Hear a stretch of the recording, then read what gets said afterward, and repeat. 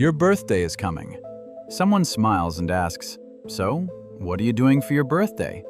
And you answer with two words that somehow make the room go silent. Nothing special. Suddenly, people look at you like you just said something illegal. No party? No candles? No Instagram post? Are you okay? But here's the real question. What if you're the normal one? Because psychologists have spent years studying human behavior around celebrations, expectations, and happiness. And what they discovered reveals something surprising. The reason someone ignores their birthday often says more about their inner world than about their social life. So today, we're going to look at 3 different kinds of people who don't celebrate their birthdays. And somewhere in these stories, you might recognize yourself. 1. The ones who stopped expecting. Let's start with the group nobody really talks about. The people who didn't stop celebrating by choice. Life taught them to stop expecting. Imagine being young and waiting for your birthday like it's the most magical day of the year. You imagine the cake, the attention, the messages, the moment where you feel important. But then the day arrives, and it's quieter than you expected. Maybe someone forgot. Maybe the celebration never really happened. And the next year, the same thing.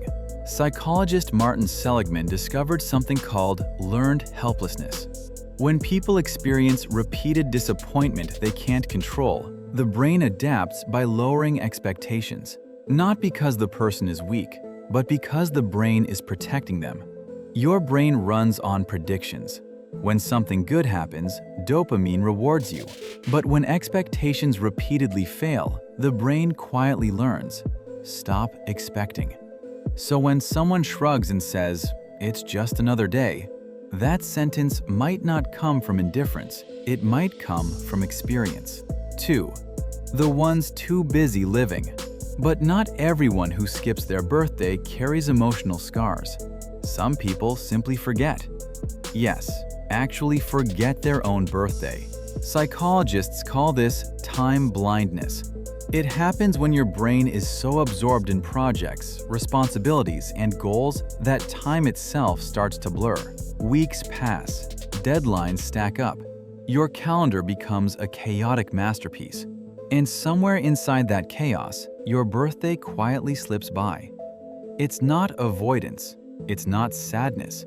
It's simply a brain that's running 17 tabs at once. 3. The ones who don't need it. And then there's the third group, the most misunderstood one. The people who looked at birthday celebrations and simply said, "I'm good without it." Not because they're lonely, not because they're cold, but because their happiness doesn't depend on a single day.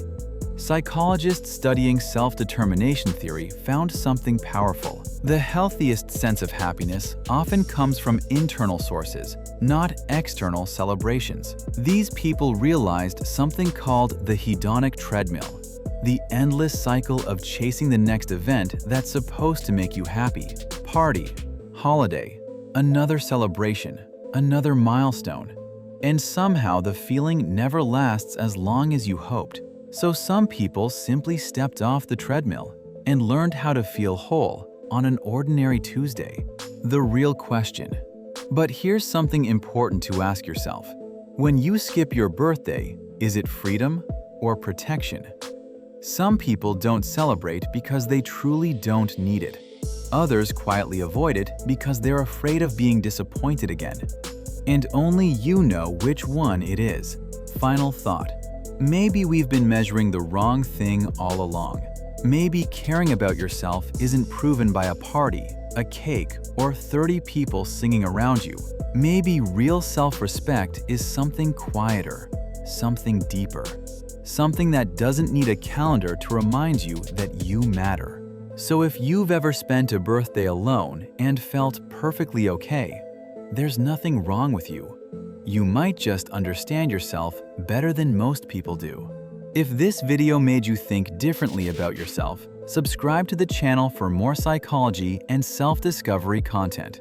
And tell me in the comments, do you celebrate your birthday or treat it like just another day?